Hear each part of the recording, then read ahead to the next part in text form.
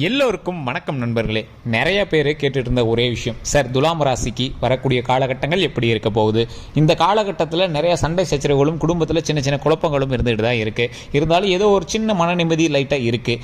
ஆனால் ஒரு சிலரை பொறுத்த வரைக்கும் இது வரைக்கும் மன நிம்மதினு ஒன்று பார்க்கவே இல்லை சார். பல வருடங்களாக கஷ்டங்களை மட்டுமே அனுபவிச்சுட்டு இருக்கோம் அப்படின்னு சொல்லக்கூடிய முக்கியமான சில ராசிக்காரர்களுக்கு இந்த துலாம் ராசியில் முக்கியமான இடமும் இருக்குது அப்படின்னே சொல்லலாம். இந்த ராசிக்காரர்களுக்கு ஒரு பாவ விமோச்சனம் தரக்கூடிய ஒரு முக்கியமான ஒரு விஷயமும் சொல்ல போகிறோம். ஒரு எளிமையான பரிகாரமும் சொல்ல போகிறோம். அந்த எளிமையான பரிகாரம் மூலமாக நீங்கள் வீட்டில் இருந்தே ₹1 செலவு பண்ணாமல் வீட்டில் இருந்தே அந்த மந்திரங்களை சொல்லுவதன் மூலமாக மிகப்பெரிய நன்மை கிடைக்கும். நீங்கள் எதுவும் பண்ண தேவையில்லை. எப்பயும் போல் கடவுளை வணங்கும் போது இந்த விஷயத்தை கண்டிப்பாக செஞ்சு பண்ணுங்க. அதே மாதிரி ஒரு முக்கியமான ஒரு விஷயம், நிறைய பேர் தனிப்படையான ஜோதிடம் பார்க்கணும்னு ஆசைப்படுறீங்க. இப்போ நான் சொல்கிறது பொது பலன். துலாம் ராசியில் 10-15 கோடி பேர் இருப்பாங்க. எல்லாருக்கும் இது மேட்ச் ஆகுமா அப்படின்னா அவங்களுக்குன்னு தசாபுத்தி தனியாக இருக்குது, நட்சத்திரம் தனியாக இருக்குது, லக்கினம் தனியாக இருக்குது. அதோட நீங்கள் வசிக்கக்கூடிய வீடு, நீங்கள் இருக்கக்கூடிய லொக்கேஷன் இருக்குது பார்த்தீங்களா, அது எந்த இடங்கிறத பொறுத்து இருக்குது. உங்கள் கூட பிரயாணிக்கக்கூடிய மற்ற ராசிகளை பொறுத்து இருக்குது. இப்போ நீங்கள் தந்தையராக இருக்கீங்க, உங்களோட மகனுக்கு நல்ல ராசி போயிட்டுருக்கு அப்படின்னா அது நல்லா தான் செட் ஆகுங்க. அதே உங்களோட மகனுக்கு கொஞ்சம் ஒரு மாதிரி ராசி இப்போ கொஞ்சம் இதாக இருக்குது அப்படின்னா அதற்கு தகுந்தாற் போல தான் உங்களுக்கு செயல்படுங்க. ஸோ அதற்கு பொறுத்து தான், அந்த விஷயங்களை பொறுத்து தான் தனிப்படையான ஜோதிடம் பார்க்கணும் அப்படிங்கிறது. நான் ஃபோன் நம்பர் கீழே கொடுத்துருக்கிறேன். எந்த ஒரு சந்தேகம் இருந்தாலும் உடனே ஃபோன் பண்ணி கேட்டு தெரிஞ்சுக்கலாம். உங்களுக்கு எந்த வகையான கேள்வியாக இருந்தாலும், திருமணம், குழந்தை சம்மந்தப்பட்டது, தொழில் சம்மந்தப்பட்டது, செல்வம் சம்மந்தப்பட்டது, வீட்டு பிரச்சனை, மன பிரச்சனை, எந்த பிரச்சனை இருந்தாலும் உடனடியாக ஃபோன் மூலமாகவே இவங்க பரிகாரம் சொல்லி க்ளீன் பண்ணி கொடுத்துருவாங்க. ஜஸ்ட் நீங்கள் ஃபோன் பண்ணிங்க அப்படின்னா போதும். உங்களுடைய பிறந்த நேரம், பிறந்த தேதி, உங்களுடைய பிறந்த ஊர் மட்டும் தெரிஞ்சுது அப்படின்னா போதுமானது. மறக்காமல் அதையும் கமெண்ட் செக்ஷனில் பதிவிடுங்க. அதே மாதிரி நிறைய பேருக்கு எந்த வகையான உங்களுடைய கேள்விகளாக இருந்தாலும் உடனடியாக ஃபோன் மூலமாகவே நீங்கள் தொடர்பு கொண்டு அந்த பிரச்சனையை நீங்கள் சால்வ் பண்ணிக்கலாம். சரி சார், இப்போ இந்த துலாம் ராசி பற்றி தெரிஞ்சுக்கலாம். துலாம் ராசி என்பவர்களுக்கு வருங்காலங்கள், அதாவது இனி வரக்கூடிய காலங்கள் ஓரளவுக்கு உங்களுக்கு ஓப்பனான ஒரு ஸ்பேஸ் அப்படின்னே சொல்லலாம் சார். சந்தோஷத்தை அள்ளி அணுகக்கூடிய ஒரு நேரமாகவும் வரக்கூடிய காலங்கள் அமையப்போகுது. இதுக்கு முன்னாடி நீங்கள் பட்ட கஷ்டங்கள்லேயே மிகப்பெரிய கஷ்டம் எது அப்படின்னா மன ரீதியாக குழந்தைகளினுடைய கஷ்டத்தை நீங்கள் அதிகமாக பட்டிருப்பீங்க. நீங்கள் தாய் தந்தையராக இருந்தீங்க அப்படின்னா குழந்தையினுடைய கஷ்டத்தை நீங்கள் அதிகமாக கொஞ்சம் ஃபீலிங்காகவே இருந்திருப்பீங்க. இருந்தாலும் ஒரு அப்படியே கொஞ்சம் மைண்ட் கொஞ்சம் கிளியராக இருக்கும். அப்போ பரவாயில்ல சார், பழசக்கப்புறமா லைட்டாக கொஞ்சம் பரவாயில்ல சார் விடுவீங்க. இன்னும் ஒரு தரப்பினர் பண ரீதியாகவும் மன ரீதியாகவும் ரொம்ப கஷ்டப்பட்டுருப்பாங்க. உடல் ரீதியான விஷயங்களும் ரொம்ப ரொம்ப கஷ்டப்பட்டு இருந்திருப்பீங்க. அவங்க எல்லாருக்குமே ஒரு தீர்வு, ஒரு பரிகாரமும் நான் சொல்கிறேன். வீடியோவை ஸ்கிப் பண்ணாமல் பாருங்கள். எப்போவுமே தாய் உள்ளம் கொண்டவங்க துலாம் ராசின்னு சொல்லுவாங்க. தாய் உள்ளம்னா எப்படி? எல்லாருக்கும் செய்யணும், குடும்பத்தில் இருக்கிற எல்லாத்துக்கும் செய்யணும். சாப்பாடே இல்லை அப்படின்னாலும் மற்றவங்களுக்கு சாப்பாடு போடணும் அப்படிங்கிற அளவுக்கு இவங்க ரொம்பவே ஒரு உன்னதமான தாய் உள்ளம் கொண்ட ராசி. இந்த ராசிகள் அதிகமாக சந்தித்த விஷயம் துரோகம். இவங்களோட ஒரு பெரிய மிஸ்டேக் என்ன அப்படின்னா பேசும்போது ஓப்பனாக பேசிடுவாங்க, மனசில் எதுவுமே வச்சிக்க மாட்டாங்க. எதாக இருந்தாலும் பேசி அப்படியே ஓப்பனாக பேசி திட்டிட்டு விட்டுருவாங்க. ஸோ அந்த மாதிரி இருக்கக்கூடிய இந்த துலாம் ராசி அன்பர்களுக்கு பல கஷ்டங்களும் பல இன்னல்களும் பல துரோகங்களும் கடந்த காலங்களில் நீங்கள் சந்திச்சிருப்பீங்க. அந்த கஷ்டங்களாக எப்படி தீர்க்கணும் அப்படின்னு கடவுள்கிட்ட அப்படி பிரார்த்திப்பீங்க. துலாம் ராசியினுடைய சாராம்சமோ என்னமோ தெரியல, குலதெய்வ வழிபாடின் மூலமாக உங்களுக்கு குலதெய்வம் நிறைய விஷயங்களும் உங்களுக்கு உறுதுணையாக இருக்கும். நிறைய இன்டிமேட் பண்ணும், இந்த விஷயத்தை பண்ணாத, இந்த விஷயம் தான் நடக்கும் போது நீ அதற்கு தகுந்தாற் போல நடந்துக்கோ, இந்த விஷயம் தான் இருக்குது அதுங்கிற மாதிரி ஏதோ ஒரு இன்டிமேஷன் உங்களுக்கு கொடுக்கும். நீங்கள் குலதெய்வத்தையே வணங்காமல் சாமியினுடைய அருளே நீங்கள் சாமியவே நான் கும்பிட்றதில்ல சார் அப்படின்னாலும் இந்த துலாம் ராசிக்காரங்க அடுத்து என்ன நடக்க போகுது அப்படிங்கிற இன்டிமேஷன் உங்களுக்கு கண்டிப்பாக தெரிஞ்சிருக்கும். அது உண்மை அப்படின்னா மறக்காம கமெண்ட் செக்ஷனில் பார்த்து விடுங்க. துலாம் ராசினருக்கு இதோட ஒரு பெரிய ஹைலைட் என்ன அப்படின்னா, இந்த துலாம் ராசினர் எதை தொடங்கினாலும் நல்லா சூப்பரான ஒரு விஷயமா வரும். உங்களோட முகத்தை பார்த்துட்டு போனாவே அந்த விஷயம் மிகப்பெரிய ஒரு சக்ஸஸ் ஆக முடியும். அந்த மாதிரி ஒரு ராசிக்காரர்கள் இந்த துலாம் ராசிக்காரர்கள். உங்களுக்கு எந்த மாதிரி ஒரு கிரக பயிற்சி நடந்துட்டு இருந்தாலும் உங்களுடைய முகம் ஒரு பாசிட்டிவான முகம், உங்ககிட்ட பேசிட்டு போனாவே ஒரு பாசிட்டிவான விஷயம் அப்படின்னு உங்களோட நண்பர்கள் வட்டாரத்தில் சொல்லியிருப்பாங்க. இது கண்டிப்பாக உண்மை அப்படின்னா மறக்காம கமெண்ட் செக்ஷனில் பற்றி விடுங்க.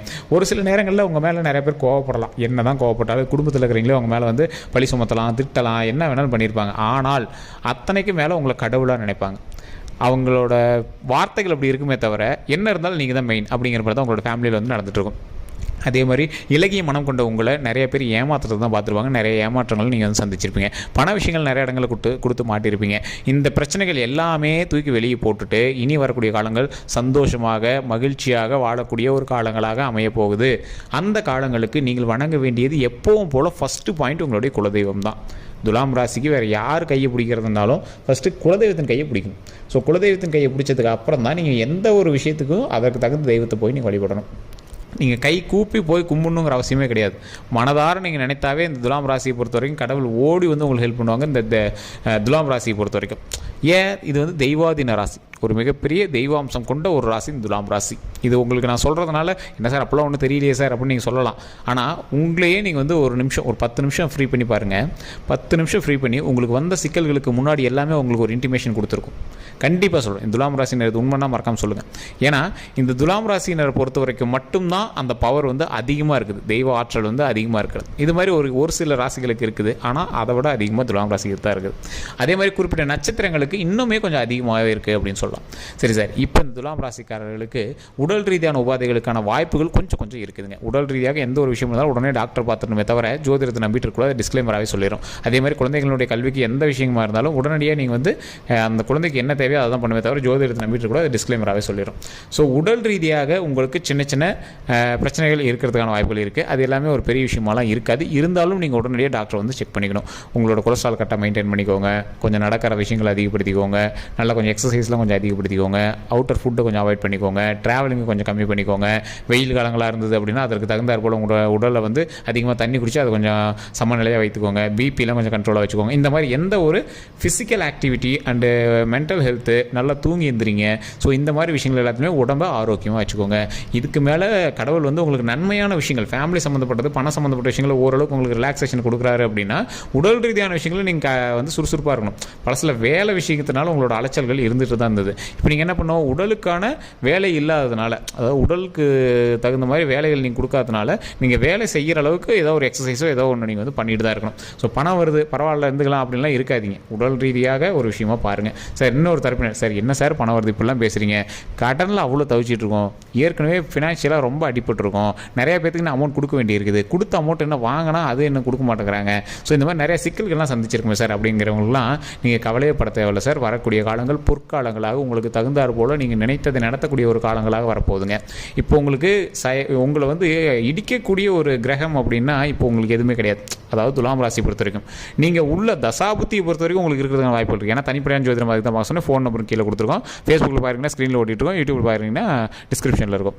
ஆனால் எவ்வளோ தான் சரி பண்ணி உங்களை வந்து இடிக்கிறதுக்கு ட்ரை பண்ணாலும் துலாம் ராசி பொறுத்த வரைக்கும் இப்போ கரண்ட்டில் உங்களுக்கு பிரச்சனை கம்மி. பழசை கம்பேர் பண்ணும் போது கொஞ்சம் ரிலாக்ஸேஷன் அதிகம். அப்போ அந்த இடத்த நம்ம எப்படி பயன்படுத்திக்கணும், வெற்றிக்கான ஒரு முதல் படிக்கட்டாக நீங்கள் பயன்படுத்திக்கணும். இதனால் பிரச்சனையிலேருந்து வெளியே வந்தீங்க, முன்னேறுவதற்கு என்ன ஸ்டெப்பு சார், சும்மாவே படுத்திருந்தால் காசு வந்துடுவாங்க, ஒன்றும் வராதுங்க. என்ன நல்ல நேரமாக இருந்தாலும் நீங்கள் ஸ்டெப்பு வைக்கும் போது அதுக்கு தகுந்தாற் போல் அந்த நல்ல நேரம் உங்களுக்கு பிரதிபலிக்குமே தவிர நீங்கள் சும்மாவே படுத்திருந்தால் காசு வருங்கிறதெல்லாம் சும்மா, அதெல்லாம் சுக்கர திசையிலே இருந்தாலும் நீங்கள் வந்து ஓரளவுக்கு யோசிச்சு தான் அந்த இடத்துல வந்து நீங்கள் வந்து செயல்படுத்துகிற மாதிரி தான் இருக்கணுங்க. அதே மாதிரி இந்த துலாம் ராசினை பொறுத்த வரைக்கும் நிறைய பேருக்கு அள்ளி கொடுக்கக்கூடிய மனப்பான்மை கொண்டு வரும். அதை மட்டும் என்னைக்கு இருந்தாலும் விட்டுறாதீங்க. 10 பேருக்கு சாப்பாடு போடணும் அப்படிங்கிறது உங்களுடைய நார்மல் ஹேபிட். அதை வந்து ஒரு மிகப்பெரிய ஒரு சோசியல் மீடியாலாம் பிரபலப்படுத்துகிற அளவுக்குலாம் நீங்கள் ஆள் கிடையாது. நீங்கள் ரெகுலராகவே நீங்கள் நல்லா தான் பண்ணிகிட்டு இருப்பீங்க. இப்பயுமே நீங்கள் உங்களுடைய பணத்தினாலேயோ உங்களுடைய கையினாலேயோ நீங்கள் ஒரு 4 பேருக்கு சாப்பாடு போடுற விஷயத்தை தான் பண்ணிட்டு இருப்பீங்க. உங்களோட தொழில் ரீதியான விஷயங்கள், ஒருவனுடைய உணவு சம்மந்தப்பட்ட விஷயமோ இல்லை ஒருத்தரோட மனதோ இல்லை வயிறோ நிறைய அளவுக்கு ஒர்க்கு தான் நீங்கள் வந்து பண்ணிட்டு இருப்பீங்க.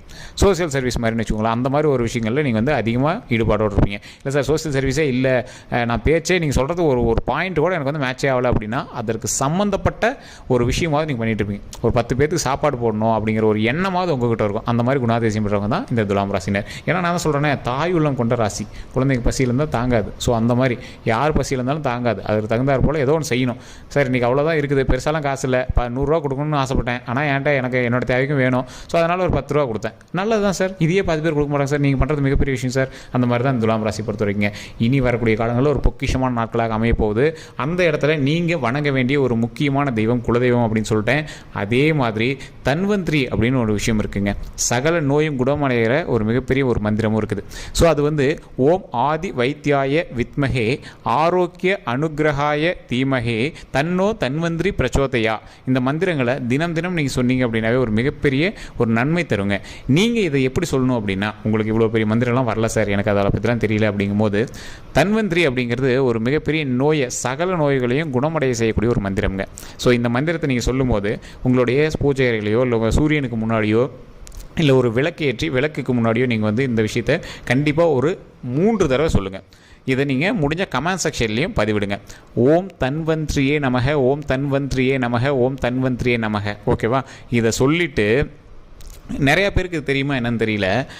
தெய்வங்கள்லேயே நீங்கள் உங்களுக்கு வைத்தியங்கள் இந்த மாதிரி சம்மந்தப்பட்டிருக்கு பார்த்தீங்களா, இதெல்லாம் வைத்தீஸ்வரன் கோயில்னு ஒன்று இருக்குங்க. உங்கள் எல்லாருக்குமே தெரியும். பழங்காலத்தெல்லாம் ஏதாவது ஒரு உடம்பு ரொம்ப ஒரு முக்கியமான ஒரு உடம்பு பிரச்சனை அப்படின்னா அங்கே போய் நைட்டு தங்கிக்குவாங்களாம். இப்போ வந்து அலோடு இல்லை. ஸோ பழசெல்லாம் வந்து பார்த்திங்கன்னா அப்படி தங்கிக்குவாங்களாம். அதன் மூலமாக பல நோய் வந்து தீரும் அப்படிம்பாங்க. ஸோ அங்கே வந்து அந்த வைத்தியநாத சுவாமின்னு இருப்பாங்க. ஸோ அந்த இடத்துல இருக்கக்கூடிய இறைவனை வணங்குவதற்கு பல பேர் வந்து நிற்பாங்க. ஸோ அந்த சாமியை நீங்கள் ஒரு மந்திரங்கள் மூலமாக நீங்கள் அழைச்சி உங்களுடைய பிரச்சனைகளையும் சால்வ் பண்ணலாம். அதற்கான மந்திரத்தையும் சொல்கிறேன். அதை வந்து கண்டிப்பாக உங்கள் கமெண்ட் செக்ஷனில் 3 டைம் பதிவிட்டுட்டு ஃப்ரீ டைமில் கண்டிப்பாக அதை வீட்டில் வந்து ஒரு 3 டைம் சொல்லி பாருங்கள். பூஜை அறையிலையோ, சாமி கும்பிடும்போதோ, விளக்குக்கு முன்னாடியோ, சூரியனுக்கு முன்னாடியோ அதை கண்டிப்பாக சொல்லுங்கள். இந்த மந்திரத்தை சொல்கிறேன், அப்படி நோட் பண்ணிக்கோங்க. வைத்தியநாதர் அப்படிங்கிறது மூலவரனுடைய பெயர். தாயாரோட பெயர் வந்து தையல் நாயகி அப்படிங்கிறது. நீங்கள் வணங்கும் போது ஓம் தையல் நாயகி சமேத வைத்தியநாதர் சுவாமி நமக, ஓம் தையல் நாயகி சமேத வைத்தியநாத சுவாமி நமக, ஓம் தையல் நாயகி சமேத வைத்தியநாதர் சுவாமி நமக அப்படின்னு கண்டிப்பாக ஒரு 3 டைம் வந்து தினம் சொல்லுங்கள். இதை மறக்காம கமெண்ட் செக்ஷன்லேயும் பதிவிடுங்க. மிகப்பெரிய நன்மை இருக்குங்க. உங்களுக்கு போக போக தான் தெரிய ஆரம்பிக்கும். அவ்வளோ பெரிய நன்மை கிடைக்கும். ஸோ இது கண்டிப்பாக அது வந்து உங்களுடைய துலாம் ராசி நண்பர்களுக்கும் பகிருங்க. இதோட நம்ம சேனல் சப்ஸ்கிரைப் பண்ணாமல் தான் சப்ஸ்கிரைப் பண்ணி கூட பக்கத்தில் பெல் பட்டன் மறக்காம ப்ரெஸ் பண்ணிக்கோங்க. ஃபேஸ்புக்கில் பார்க்குறீங்கன்னா நீங்கள் ஃபாலோ பண்ணிக்கலாம். ஃபேஸ்புக்கில் ஸ்க்ரீன்லேயே நம்பர் இருக்கும். உங்களுக்கு டவுட் இருந்தால் ஃபோன் பண்ணி கேட்டுக்கலாம். அதே மாதிரி யூடியூப்பில் பார்க்குறீங்க அப்படின்னா டிஸ்கிரிப்ஷனில் நம்பர் இருக்குது. உங்களுக்கு டவுட் இருந்தால் டிஸ்கிரிப்ஷனில் இருக்க நம்பருக்கு நீங்கள் ஃபோன் பண்ணி கேட்டுக்கலாம். யூடியூப்பில் பார்த்துருக்கீங்க அப்படின்னா கண்டிப்பாக நீங்கள் வந்து சப்ஸ்கிரைப் பண்ணிவிட்டு ஃபாலோ பண்ணிட்டு பக்கத்தில் பெல் பட்டன் இருக்கும். அதை ப்ரெஸ் பண்ணி அதில் ஆல் அப்படின்னு கிளிக் பண்ணிக்கோங்க. எல்லோருக்கும் நன்றி நண்பர்களே.